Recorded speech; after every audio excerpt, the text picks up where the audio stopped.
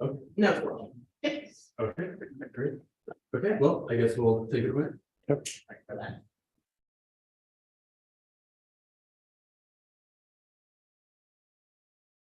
All right, well, welcome everyone. It is my pleasure to introduce Dr. Nathan Jacobs as our seminar speaker for this week, the final week in our LEC seminar series for the semester. Dr. Jacobs is a professor in WashU's Department of Computer Science and Engineering, where he is the director of the Multimodal Vision Research Laboratory. He is also affiliated with the Division of Computational and Data Sciences, the Department of Electrical and Systems Engineering, and the Imaging Science Program. He also serves as a member of the Research Council for the Taylor Geospatial Institute. Dr. Jacobs' academic journey began at the University of Missouri, where he earned his BS in computer science. Thereafter, he earned his PhD in computer science right here at WashU in 2010. And after his PhD, he began a tenure-track professorship at the University of Kentucky, and then rejoined WashU just last year in July of 2022. Dr. Jacobs' research area is computer vision. He specializes in developing learning-based algorithms and systems for processing large-scale image collections. His current focus is on developing techniques for understanding the visual world from geotagged imagery, including images from social networks, publicly available outdoor webcams, and satellites. A key component of this is integrating knowledge from domain experts with information extracted from massive semi-structured data sets. He is the recipient of an NSF Career Award and has also been funded by DARPA, NIH, the NGA, the Army and Air Force research laboratories, and Google, among others. We are thrilled that Dr. Jacobs made the trek over here to join us today. So without further ado, please join me in welcoming Dr. Jacobs.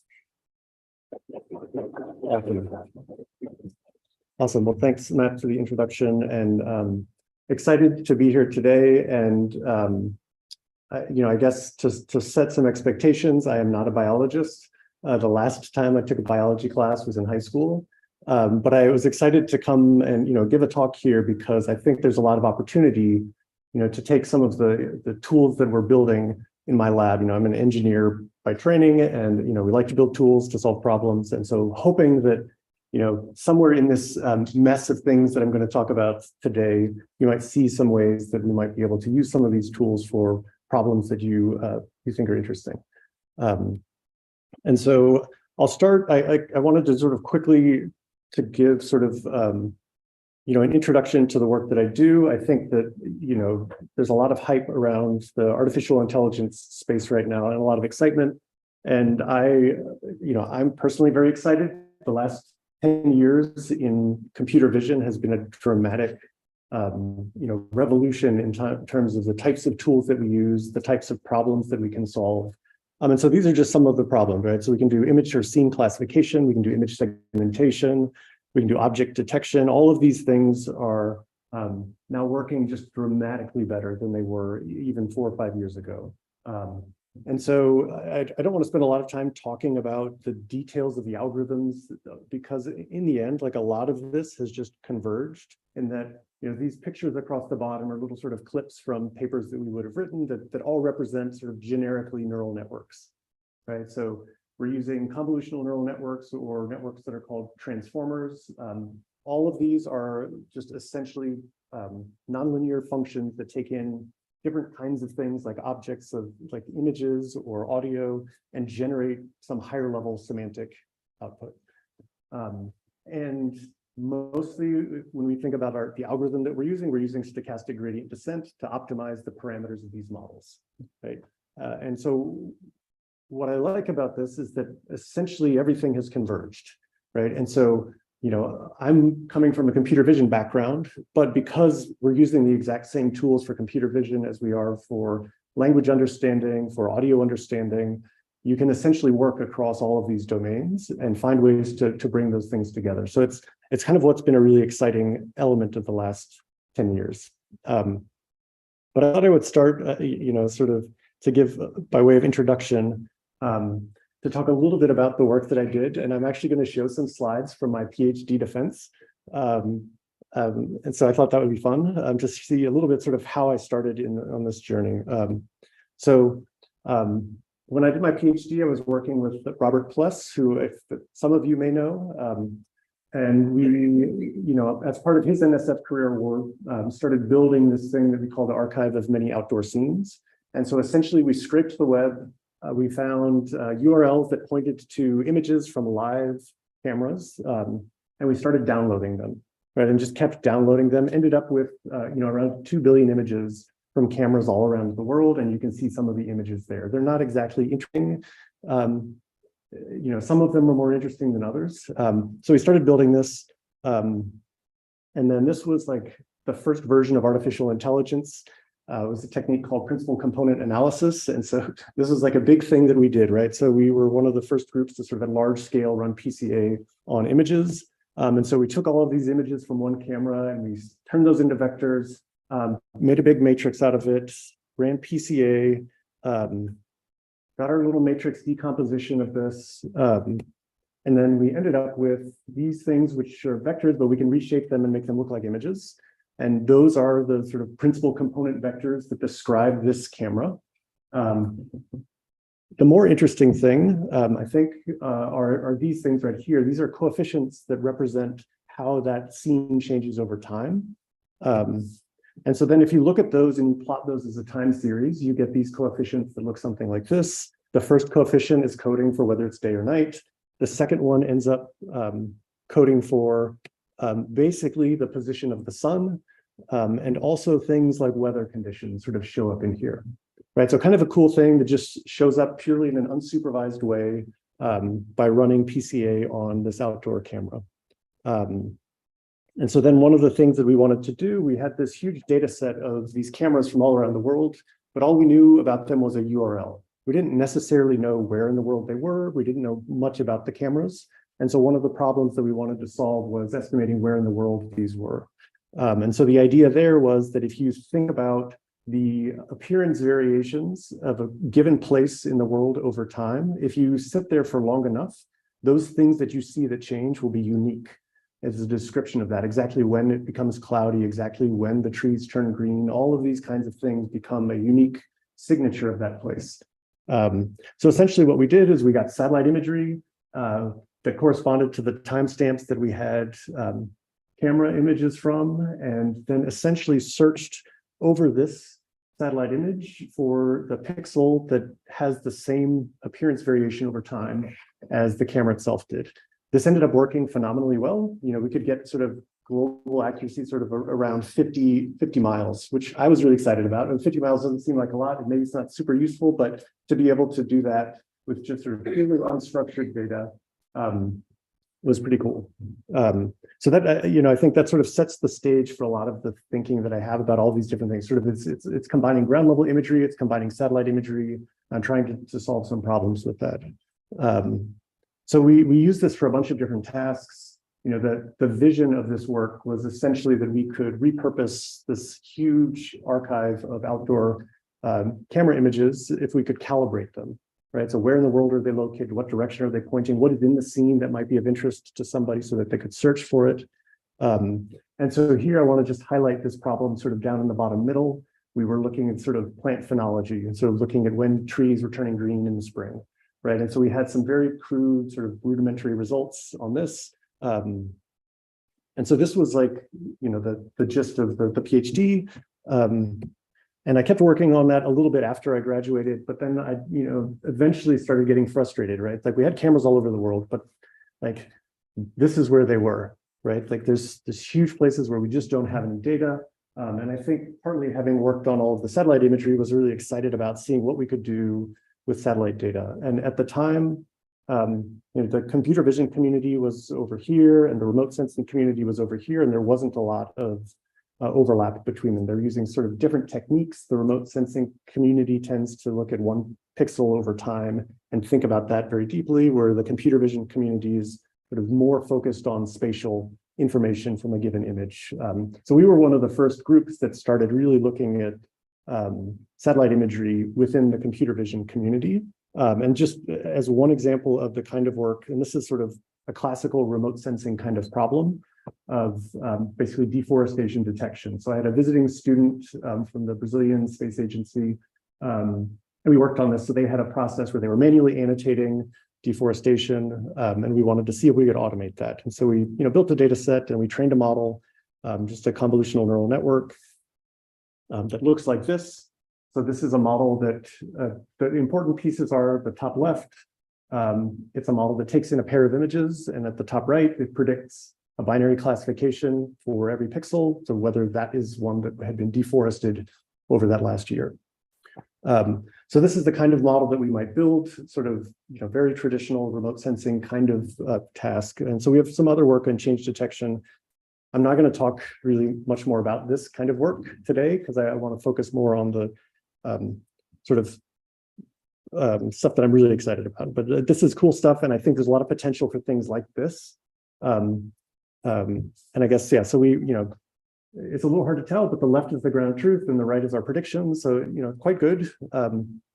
And so that's nice, right? It's the kind of thing that, having a person manually perform this task, right, like is expensive, right? And so that's maybe not such an issue if you want to only do this once a year, but if you want to do it at a more regular, a faster cadence, right? And especially with the advent of satellites that are able to capture images every day at a global scale, right? Like you can't really rely on people to do all of this annotation anymore. So you need to automate these processes. So anyway, lots of, I think, cool potential there. But this is just the setup, right? To sort of talk to you a little bit about the kinds of things that we've done. So what I wanted to really focus on, and this is where it may be a little bit harder to see the connection to like a particular biological problem, but I'm hoping that the clever minds in the room will help steer me in the right direction. So anyway, like one of the big focuses of my lab is building what I call geotemporal scene models. And so this is how I like to think about those, right? Essentially, it's a big probability distribution that models things like the color and semantic properties conditioned on things like where in the world we're located and what direction we're looking and what time it is, right? So think of this as a model where you could just say, I'm at the corner of this particular street and I'm looking in this direction. What is it that I will see at that place, right? And so these are some examples, right? So, you can have like an image of that place. You could have a semantic segmentation of that place. And so we'd like to be able to represent the uncertainty over these kinds of properties. Just as an aside, anything that you've thought of before as a map, right, is essentially just a slice of this, right? So I'm sort of making up this term geospatial, geotemporal scene model, but really it's a map with also thinking about direction. All right, so what do we do in my lab, right? So what we try to do is we try to fit these sorts of models. And so these are challenging models to fit because they're conditioned on lots of things and they have very complicated things that they're representing. And so what we try to do is combine data from a variety of sources, right? So we combine data from webcams, from social media, from Google Street View. And even then, it's still really challenging to fit these models. And so this is where generally the way we set up these models is that we incorporate satellite imagery, right? So you can imagine this model. It seems like it's becoming harder because it's now conditioned on satellite imagery, but because of computer vision techniques' ability to extract very rich information, it actually simplifies things quite a bit, right? Because so imagine what you'd have to do with a model like this. You'd have to memorize exactly where every road is in the world, exactly where every tree is in the world. You'd have to memorize all of that. When you put satellite imagery into the mix, you can extract that information from the satellite imagery, and then you just need to capture sort of low spatial resolution features or low temporal resolution features with the other conditioning variables. So anyway, that's the big picture and the sort of the way I think about the world and trying to sort of solve interesting problems, or it's trying to do things like this. All right. So now we get to the meat of it. I thought I would talk about three major types of models, and I should be able to, like the first one is going to be kind of a lot of stuff, but basically we'll have these what are called cross-view distillation models. What we're calling near remote sensing models will be the second bit, and then we'll talk about these spatial disaggregation models. And so these all capture different things that we sort of keep seeing as we try to build these geotemporal scene models. And so the cross-view distillation models are quite simple, and it's actually why I like them quite a bit.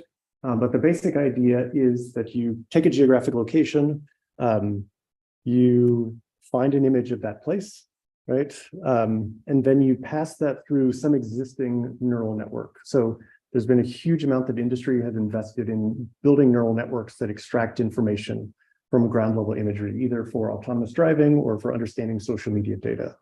So now essentially any image that you can find on the web, you can extract all sorts of different information, and I'll show a bunch of different examples of this. But what we're going to do is use these as really weak labels. And so you can think of this as sending like, a moderately well-trained field tech to go out and like measure things, right? Except here, we don't have to pay anybody to do it. We don't necessarily have to train them. We can just go out and we can grab an image, maybe one that's already been collected, and extract information from that. And so then what we do is we take those as labels to train a model that then interprets satellite imagery, right? And so we're going to train this model here across the bottom that takes in satellite imagery and predicts the labels that we've extracted from this ground level image. And so it's essentially a noisy sample that we get. And the beauty of this is that it's incredibly inexpensive, right? We can get millions and millions of images across the top with geotags associated with them, with timestamps associated with them. We can easily push those through and extract all sorts of different labels. The distillation part is essentially we're sort of extracting the knowledge from this network that's understanding the ground level image and injecting that into the network that understands the satellite imagery. And so what I'm going to show is a collection of different examples of things that we've done that follow this same basic template, right? The actual implementation details of this are essentially all the same. We're going to train a neural network. We're going to minimize some loss to predict these weak labels. So the first example, this was the first one that we worked on, and we were actually working on an image localization problem at the time. We were trying to estimate where in the world a given photograph was taken, but as part of that, we wanted to make a map of image features that were sort of described what different places looked like, and then we could match the image features against those. But the basic idea here is the simplified version of the scene model, where we just predict the scene category from a given latitude and longitude. So here we built a data set we call CVUSA, stands for Crossview USA. Essentially, we've found 1.5 million ground level images. These were scraped from Google Street View and what was popular at the time, a photo sharing website called Flickr. These are all geotagged images. And so for each of those ground level images, we then we got satellite imagery at different spatial scales. And so then this is where we extracted the weak labels from the ground level images. So we essentially pushed those through a network that predicts the scene category. And there's a number of different networks that do this. At the time, this was a network called Places. But essentially, you could have labels like this. So this is a field, this is a cooling tower, this is a train station. These are the corresponding satellite images. And so we're essentially, from those satellite images, we try to predict whether that's a cooling tower, whether that's a field, or whether that's a train station. Right? And so once again, what I think is really cool about this is that I didn't have to pay anybody to annotate imagery. It was essentially an easy thing to do relatively. Just use some compute power and get what you want. One of the cool things that we can do with this is what we call zero shot or ad hoc mapping. The idea here is that you are given an image. So somebody might say, I'd like to find places where this photograph could have been taken, right? So you can take that photograph, you can push that through the same network that we use to extract the weak labels. And then essentially we have our network that's trained to extract those labels from the satellite imagery. And then we can essentially run across the satellite image and compute the difference between the features that we extracted from our query image and each of the locations in the satellite image. So then we can make maps that look like this.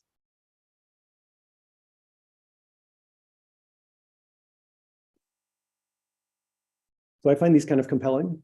So you can see things like, it's a little hard to see on this projector, but if you look closely on the left-hand side, for example, it looks like there's a high school here with some athletic fields. And so those show up in this bottom as a heat map, right? So bright red means these are very, very similar. And so that's the place in this region that's likely for that photo to have been taken. You want to turn the lights down, or that help? It's up to you guys. I'm happy to go either way. I don't know how to do that, so. Try that. There's Yeah, maybe the other way. I'll use the side lights. This is good. Are you guys good with this? Okay, good. I'll try to not let you guys fall asleep. Okay, so this is an image at a larger spatial scale, and you can see things that you might expect, right? Like if you've traveled the United States, you know where there are nondescript urban highways, right? And so you can see those showing up in the heat map. You can see the sort of desert Southwest showing up, and you can see sort of places where you might kayak showing up nicely. So that's kind of a cool thing, you know, essentially something that shows up for free by training this kind of model. All right, so that's one example. Another example of this is focused on objects, right? Same basic recipe, except now we're predicting something about the object distribution. So this is using a network called Faster RCNN that predicts 91 different object categories. It actually is a detector, and so you can see the bottom left is probably the most useful one to look at. You can see all the things that it can detect. These are the corresponding satellite images of the locations where that image was taken. And so now what you get is a label, right? So which is cool, right? Like, you know that somewhere in here, right? I can't, what did that say? That says monkey. So it's not a very specific monkey, but it's just a monkey. So you know somewhere in this image that a monkey existed, right? So that's kind of nice. So when you run an object detector, you get a histogram over object counts, right? So you get to know, you know, how many, chairs were there, how many vehicles, how many people. So now you can try to take that and turn that directly into a map, right? You can say, all right, I'd like to make a map of trains, for example, right? And so I'm going to take all my images from all across the United States. I'm going to run a train detector, and now I'm going to try to make a map that shows where they're likely to be. And so that's what these images are. So this is essentially the heat map says, like, how many trains would I expect to be in an image if I had an image from that location from Flickr, right? And so you can kind of see the train sort of network sort of radiating out from Chicago a little bit if you squint at it, but you lose a lot of spatial resolution because you're just trying to just sort of do sort of weighted spatial averaging of this. So using our same cross-view distillation recipe, we take the satellite image of this place, we try to predict a distribution over the object histograms that we get. Once again, the same machinery running stochastic gradient descent, some off-the-shelf neural network architecture. And so then we can get pictures like this. So this is the San Francisco Bay Area. And so you can see here, much higher spatial resolution predictions than we got at the sort of national scale, because the satellite imagery is able to capture these properties really nicely. And so you can see sort of distributions that you might expect. I think, for example, the car distribution, I think, is compelling, and the truck distribution is fairly compelling. That's nice.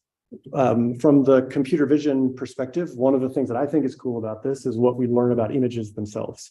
And so these are the satellite images that have the maximal expectation of that particular object category. So these are the places in the San Francisco Bay Area where you're likely to see the most boats if somebody were to take a picture there. So that's kind of cool. I'll go quickly over this. So basically, we've seen that these sort of features that we learn doing this kind of training are very closely related to land use features. And I think that there's a compelling story to using these sorts of approaches to model land use, land cover, as opposed to having some predefined hierarchy of land use and land cover, especially those tend to be focused on things that are easy for people to recognize from the air and to annotate. So, all right, we've done this for soundscapes, and this is where I can speed up a little bit because you've seen the basic pitch before. The basic idea here is that we built a data set of field audio recordings and collected satellite imagery from those, and then trained some models that basically related the satellite imagery, the audio, and the imagery that we have of that place. This is a little less mature. It's something that we're continuing to work on today. But this result is sort of, essentially what we did is we clustered the feature representations that we got, and then we could visualize and map those. So anyway, I think there's a lot of interesting things here in trying to, predict for a given place what it's likely to sound like. It's something that, I think is compelling in a potentially a lot of different ways. Sort of has impacts on health. It might be interesting just from a navigational perspective. All sorts of interesting, impact on different animal species that might be sensitive to sound. Like I think there's some cool stuff to do there. All right, so this is another one of these examples that we call Street View Anywhere. So the idea here is that we'd like to be able to pick a place anywhere on Earth and click on the map and then see what it would look like on the ground at that location. And so we built a model that allows us to essentially take a ground level image, run a segmentation algorithm on that, learn to extract those same segmentation features from the satellite imagery. I won't go into the details of the architecture, but essentially the challenge here is that the viewpoint is different dramatically, and we don't know exactly the mapping from satellite imagery to ground level imagery because the geometry is unknown. So that's an interesting technical challenge, but let's just assume that we've solved that problem with this little transformation matrix here. The cool thing that comes out of this is that we get very nice semantic segmentation of satellite imagery without ever having any labeled satellite imagery, because we can basically say, we already know how to semantically segment ground level imagery. If we can just learn a mapping between those two, then we can transfer those labels. So that's really cool, that you can get sort of very precise fine-grained labels for satellite imagery without any manual annotation effort. These results were one of the first results to show this ground level image synthesis. These results have since gotten a lot better from other groups, but I've shown you our ugly initial results. But here's what these are. So this is a satellite image. This is the actual true location and satellite, the ground level image of that. And these are our synthesized ground level images of these locations. So you can see we sort of nicely captured the general structure of the scene, the types of vegetation that are likely to be there, but you can see lots of sort of visual artifacts that aren't very pleasing, and nobody would be convinced that those are actually the real locations. But anyway, just a sense of the kind of problem that we get excited about. All right. I know I'm going through these quickly, but I'll give an opportunity for some questions before we dive into the next big two. One of the things that we've been really excited about lately is introducing time into these models. So all of these models that I've showed before sort of ignore time as a factor. Things get a lot harder when you factor in time, and so we've had to sort of simplify some of the other things that we do to try to introduce that. But we're making some progress in that direction. So we have this data set that includes ground level images, and these in particular we filtered to get images that were only from cell phones because they have more reliable timestamps than somebody's DSLR who it says 1983 on it or something like that. So now we've got a bunch of images. We have some webcam images. We've got some cell phone images. Those have nice precise timestamps and known locations. Once again, following the same cross-view distillation formula, we've got the image at the right, we've got the metadata, time and location metadata. That's going to get passed into some trainable neural network, which I'll show you the details of in a second.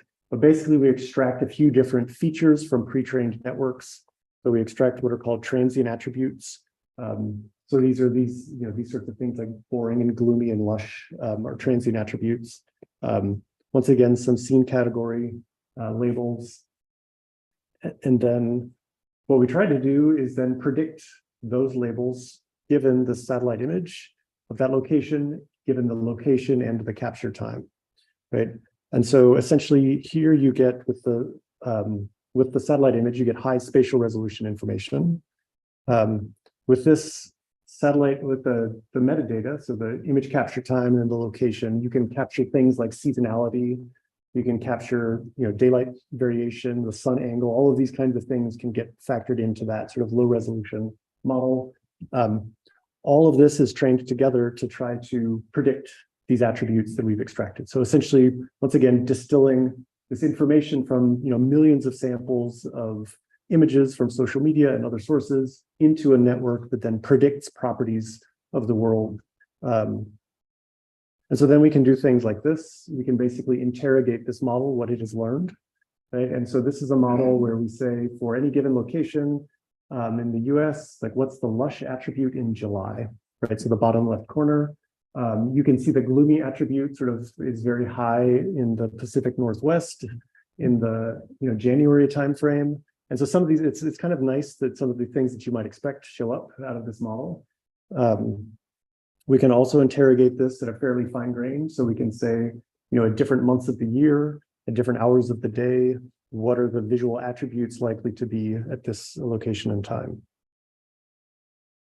So we've extended this in a discriminative way, and I'll just sort of skip over those details to try to do some what's called timestamp verification. So the idea here is that somebody's given you an image and they're saying it was captured at this location and at this time, right? So we'd like to be able to then verify that, whether that's likely or not to have been true, right? And so here, these models, these plots represent the yellow are places where it's likely that picture could have been taken, or times. So the x-axis here is time of day, the y-axis is month of the year. And so you can see our better model, which is the middle one here, has a very sort of tight bound around the true timestamp, which is in red. So that's kind of a cool thing that sort of falls out of these sorts of models. Okay, that was a very rapid push through a collection of different examples of what we call cross-view distillation. I'm happy to take some questions now or to just keep pushing through the other things. Sure. So I'm wondering for the classification of land use types based on images, to what extent does that depend on the country or continent? Can you predict an urban, if I'm understanding correctly, can you predict this is an urban scene equally well in parts of Central Africa and in South America as you can in the Midwestern US? Yeah, so this geographic generalization is a really hard problem, right? So the types of houses people live in look very different all around the world. And so what we're doing here, this sort of distillation approach is going to inherit the biases of whatever model we're distilling from, right? And so if we have a house detector that doesn't detect what is a house, right, we're going to learn that that's not a house, right? And so there's certainly some risks there. I think one of the ways I think there's quite a bit of work just generally in remote sensing, not just sort of in the space of trying to to quantify that and to make sure that these models generalize to new regions. And so often that involves sort of finding regions where it's making mistakes and doing some active learning to get additional labels for those regions. I think there's really no way around sort of doing that hard work of getting more labels for those new places. Yeah, but yeah, it's a good question. Sure. I'm curious if you know of anybody using cross-view models where maps are predicted from ground level data to predict species distributions. I'm thinking of a classic model for predicting species distributions in biology is just using say climatic variables to predict climatic space that species might be able to occur. But I imagine from these types of models, you're opening yourself up to a richer data set that might actually affect where a species could live.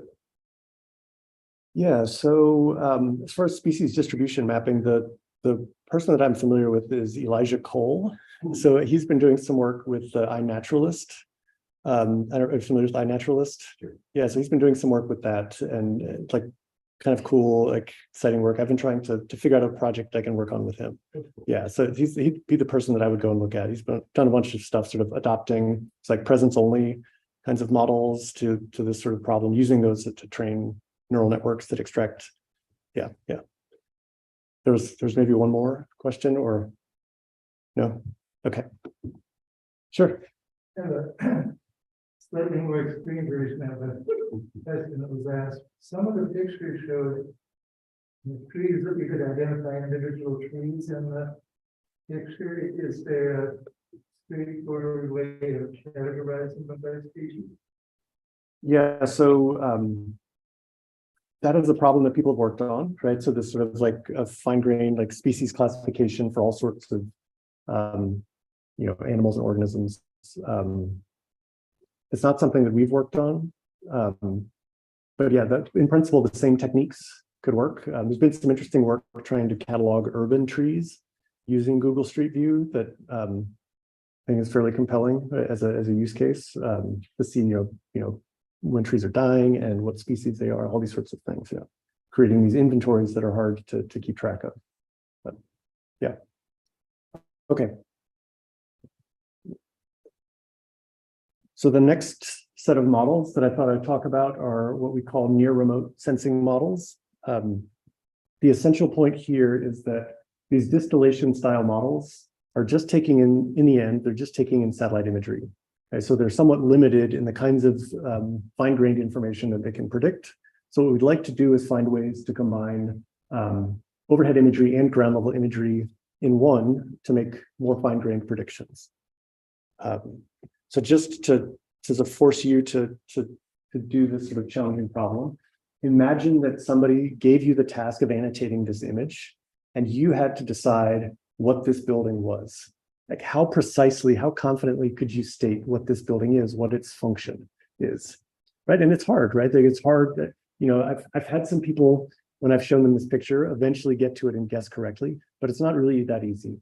If I show you this image, right, it's not hard at all, right? Like this is the fire station, right? And if you look back, maybe you can guess that this is a government building. You could start guessing some things like that.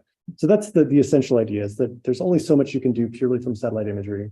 So we'd like to be able to integrate ground level imagery as well. So our first example, the first time we did this was to do some sort of landscape assessment. And so there's this cool data set called Scenic or Not. It's all over the United Kingdom.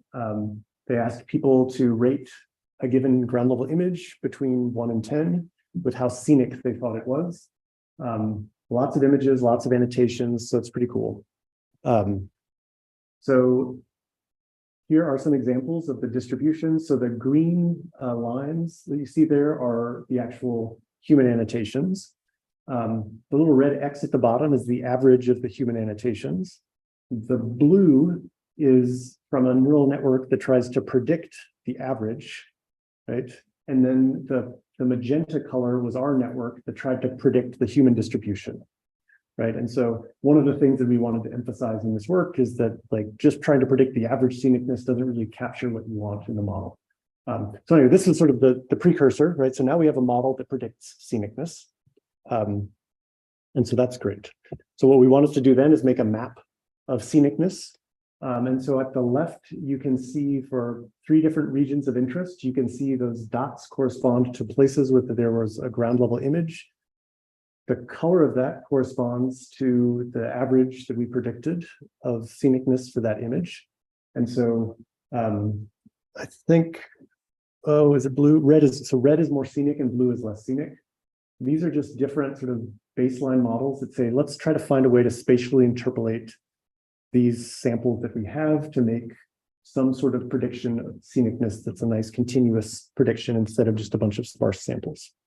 So then we made this model. We said, we want to integrate satellite imagery into this. And so we made this fairly simple architecture that takes in a satellite image, takes in all the ground level images, some information about how far apart a given location is from the ground to where we have a sampled point.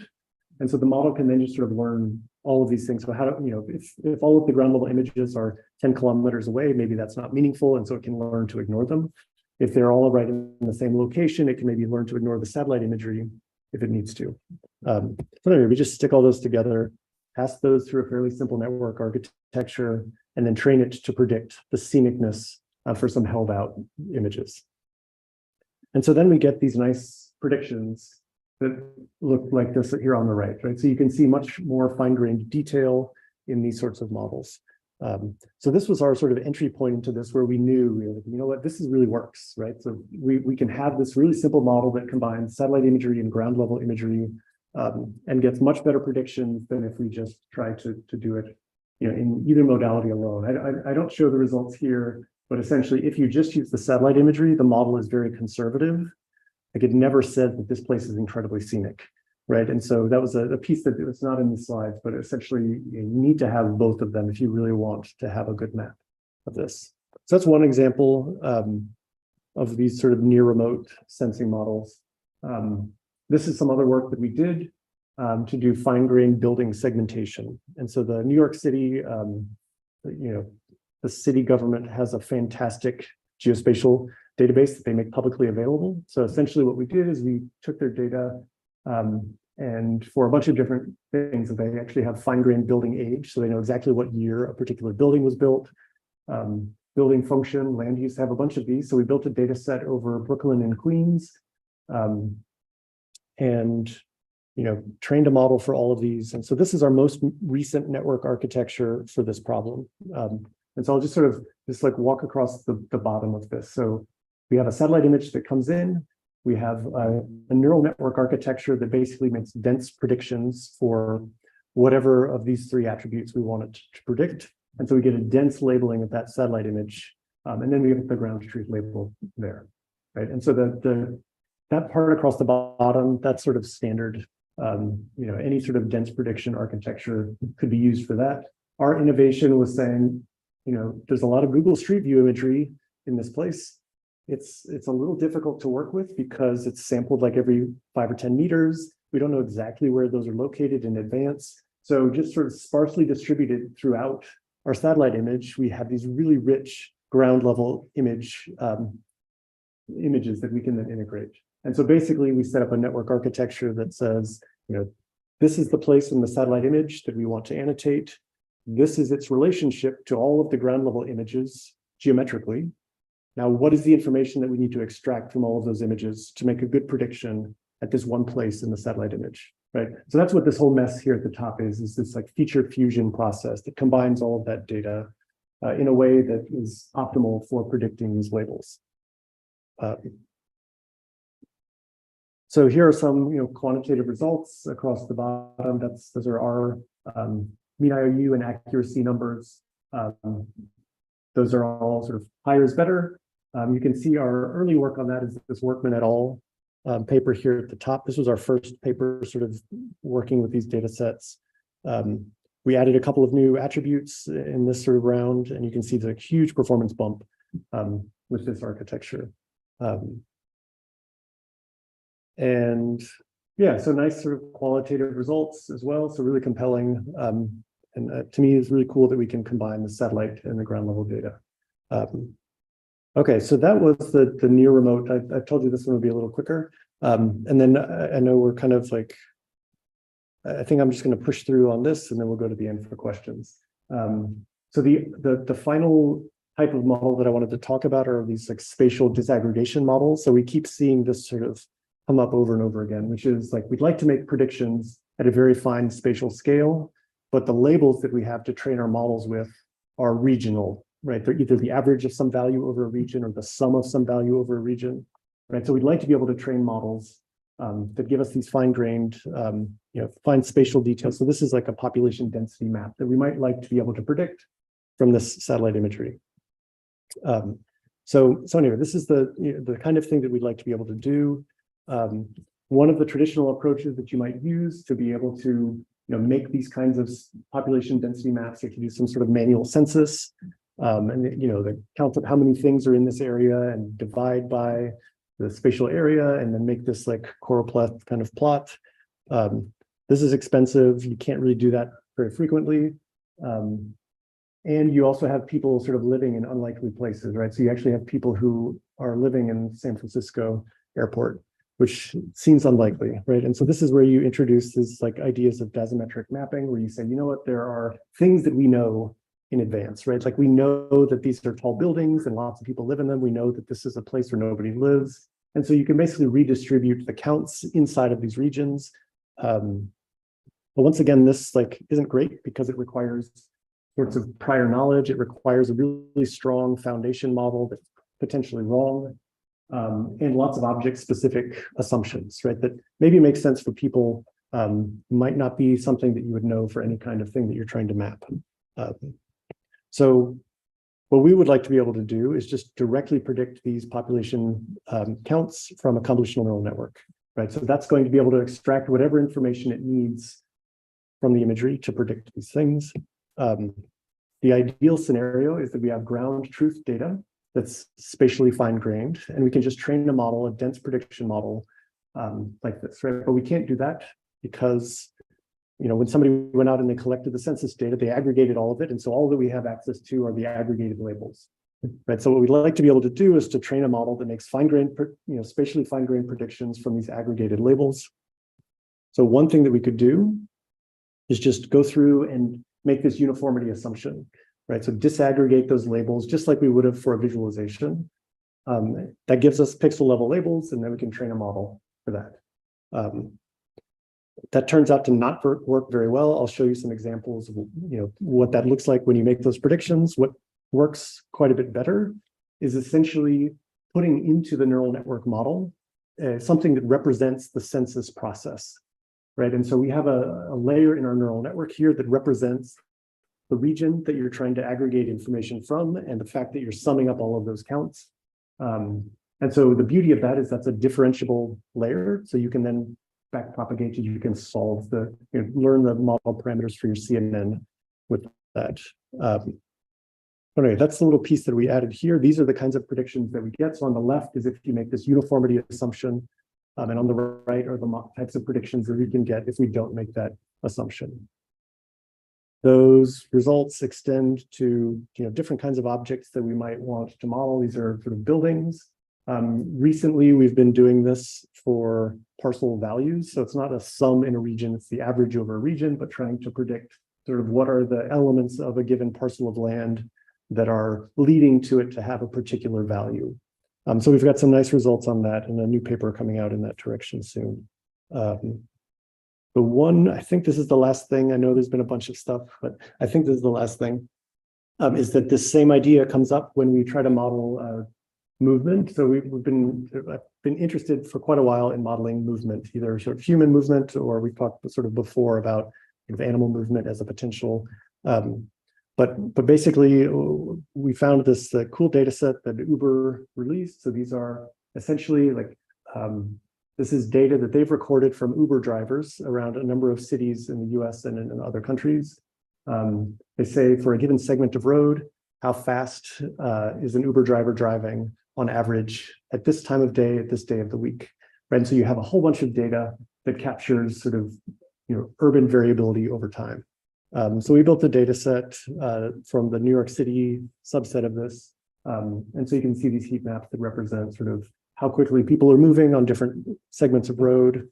And so these are the kinds of what the sort of raw data looks like. So we've got satellite imagery, we've got the binary map of where roads are, and then we've got these sort of color-coded maps that say how fast people go on these segments. And if you look closely, you'll see that there's missing data because, you know, if there weren't enough people driving on that segment, then they don't release any data.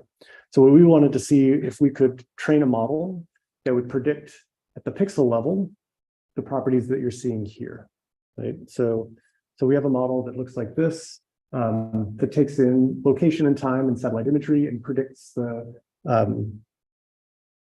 whether there's a road there, what direction of travel people would take on that road, and then how quickly they would move in any given direction of travel.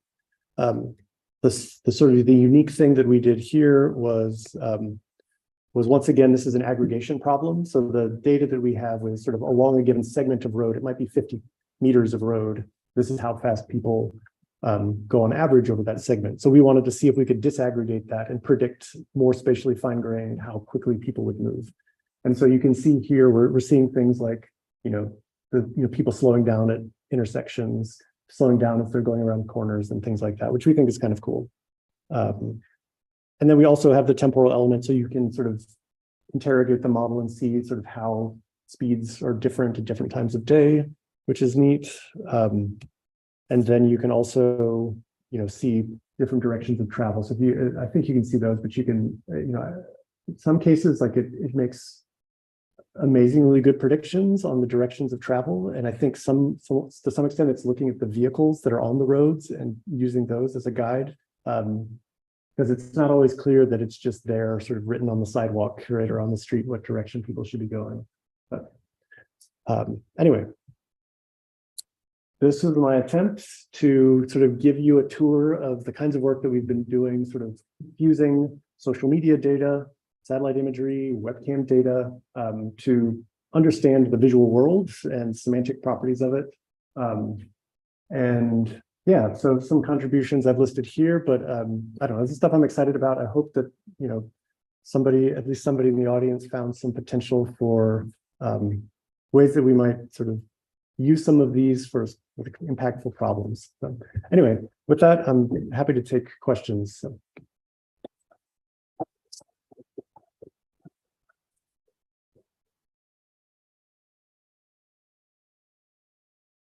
Questions? Hi, okay.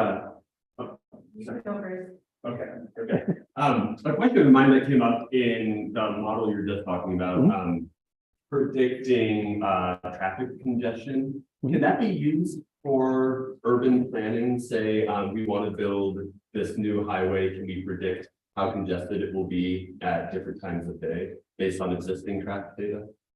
Yeah, so this particular model is simplistic in that it doesn't explicitly incorporate the graph structure of the road network, right? So I think that this would be a good model to build from, because you really need to sort of, if you make a particular shortcut in the road, that might dramatically change traffic patterns, and you really need to reason sort of globally about the graph structure of the network.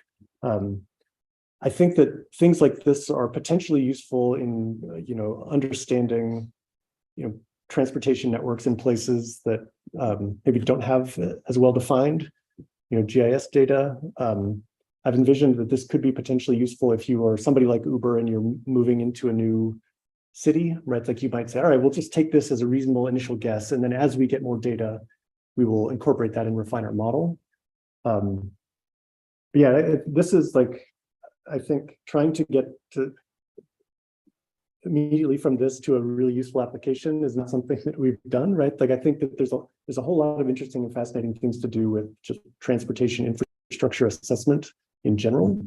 And so this is like, I think just like a step in that direction, but yeah. Yeah. Thank you.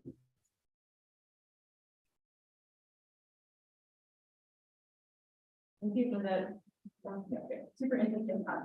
I'm wondering, is one potential application of some of these methods, can you basically assign likely geotags or timestamps to images that are currently lacking them, like based on who's from the image, and for example, could that help enhance, iNaturalist data sets, right? Are there more images that could be given at least the approximate geotag, geotag or timestamp, and added to that data set to help overcome some of the biases and where people are using an app like iNaturalist? Yeah, I think there's a lot of potential there. I think the challenge is that these approaches for image localization tend to work really well in like places that are well photographed, right? So like tourist landmarks, trying to do precise localization in a forest or any place where you can't see the mountain ridges and things like this. Those are actually fairly discriminative. Is going to be challenging. I do think that there's the potential to I think time estimation is actually a little better, and especially if you don't need I would suspect that you don't need the precise resolution in time if you're going back sort of historically, right? And there's been a bunch of work on trying to date when a particular photograph was taken, and there's just lots of sort of things that have changed in the photographic process that are visual features that you can use. So to be able to go through old photo archives and assign times to them, I think for sure. I think if you could have a set of images, right? So if somebody had they went on vacation and they've got a whole bunch of photographs in that, then that can help narrow down the location. Yeah, it is a hard problem. I work a fair amount in image localization, and it's a hard problem. So I think it's the kind of thing where you expect it to work 5% of the time or 10% of the time. So yeah. Oh, yeah, I really enjoyed your talk. What you're talking about just now actually segues nicely into my question, I suppose. I'm wondering a little bit about how long will a trained model remain relevant for prediction tasks? Because the human world is changing rapidly, and that has implications for biodiversity as well. Mhm. And I think one thing people would probably like to do with these types of models in the conservation world and the biodiversity world is use it to better understand where species that are difficult to observe directly. And we predict where those things might occur, so we can study them better. Mhm. But then I guess I'm wondering, even in the human world, if things change so rapidly that trained models have a short shelf life, what does that mean for our unfortunately endangered species and so forth? Yeah, so I think the endangered species problem, the bigger challenge might be getting enough training data to train a strong model, right? And I think another challenge is going to be if you have species that are changing their behavior, right? They might be against different backgrounds. And so being able to train a model that doesn't take advantage of the background it sees around it and just focuses on the salient object, right, is a challenge. I don't know about the models sort of becoming less relevant over time. Like I have a feeling that we are going to converge, for a lot of models where they don't need a lot of improvement over time. I think with people, it's a challenge because styles change, but even then, like models for understanding people are really, really good at this point because there's so much training data. So I think with animals, like my guess is the big problems are, it's hard to get close to get a really good picture. So you're probably dealing with really small images, and the stability over time, I wouldn't be as concerned about. But I guess there was thinking about, say, human-mediated impacts on habitat, Mhm. and whether those types of changes will impact, because you wouldn't have that state as part of the training. So suppose like a forest gets ransacked, do you suspect that these models can accommodate for massive ecosystem changes? So I guess the models then, like I can envision. Well, I guess so. This is where my lack of biology knowledge is probably evident, right? Like, I guess if you have species that are now in that place where there used to be forest, right, and now they're there, and you still want to find them, right? But every time you've seen them before, they were in a forest, right? So I'm imagining, like, I don't know, small things that can hide under rocks and things like this, right? Like, yeah, the model is going to, you have to be really careful, right? The model is going to learn whatever data it's exposed to, right? And so making sure that it isn't learning the wrong thing, because like these models are really good at learning whatever is easiest to learn. And so, yeah, you have to be careful about that. I do think that there's the potential to be able to really rapidly respond, though, right? So especially with satellite imagery, we've got 3 to 5 meter resolution imagery that's covering the surface of the earth every day, right? Like, so we can see things that happen really quickly, right? Anytime you see an iNaturalist measurement, you can essentially assume that you can get a reasonable satellite image captured basically on that day, right? Now that's expensive to do, but it's possible. So I don't know. Yeah.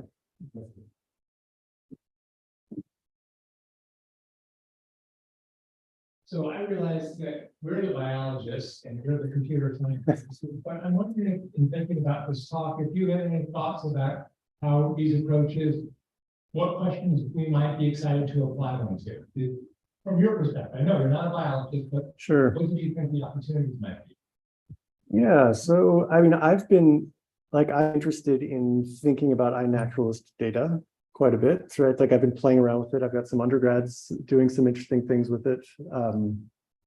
And so, finding ways to, so I've been interested in thinking about modeling sort of users and the sort of users, the sort of people that are out there collecting that data in conjunction with the observations that they're making. Right. And so I know that there are sort of exist these models of effort and, expertise. So that's one of the places that I've been interested.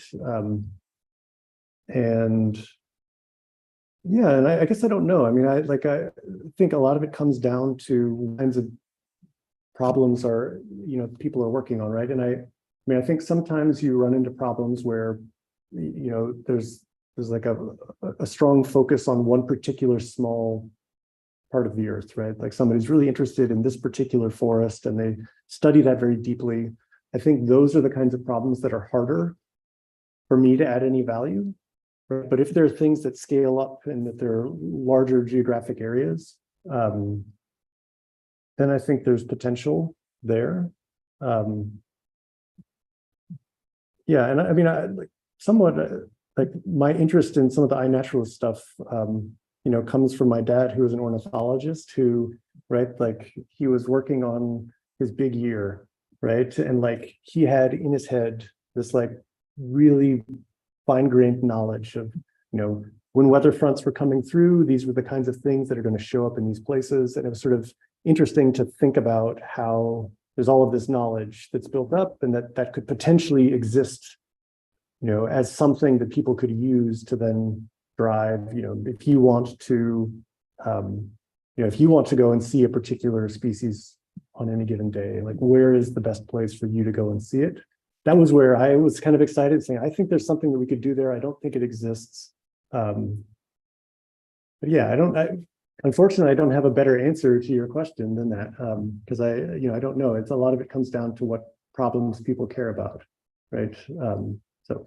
Well, we're the biologists. We've heard what you can do now, Yeah. so I think it's up to us to think about what we can bring to you to Yeah. work with.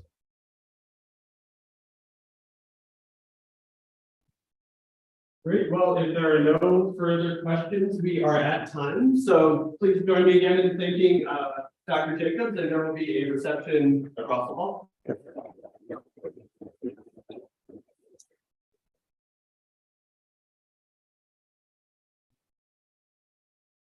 Really great talk. Okay.